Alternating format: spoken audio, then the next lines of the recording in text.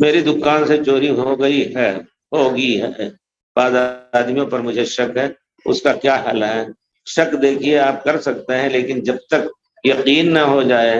اور یقین کا طریقہ کیا ہے؟ آج کل تم شاید انگوٹھا وغیرہ یا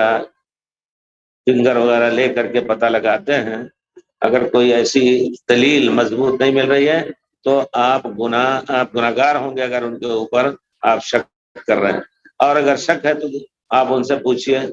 بتائیے آپ جانتے ہیں کہیں آپ لوگ تو نہیں ہیں، ہو سکتا ہے اس طریقے سے مارکیٹ کی نوبت نہ آ جائے، تو اس بارے میں کسی پر شک کے بنا پر اس طرح کی بات کہہ کر کے ان کو مجرم ٹھہرانا یہ غلط ہو جائے گا۔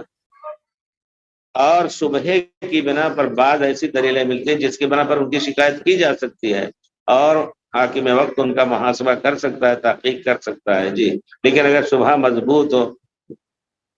اس کا چپل بھول گیا، اس کا آئیڈینٹی کارڈ وہاں بھول گیا، ایسا بھی ہوتا ہے کبھی کبھی۔ اتفاق سے سنا کسی ممبئی کے کسی علاقے میں ایک نوجوان لڑکے کو، جس کو ہم اچھی طرح جانتے تھے، حاجی بیچارے آتے تھے ان کے نوجوان لڑکے کو، اور انہوں نے ایک رات مار کر کے اور انہی کے شٹل میں اندر ڈال کر کے اور بند کر کے چلے گئے، اور پتہ چلا کہ کس نے مارا ہے، لیکن بہرحال وہاں ہندوستان میں ایسے مسائل تو بڑی مشکل ہوتے ہیں، بیچارے کو صبر کرنا پڑا۔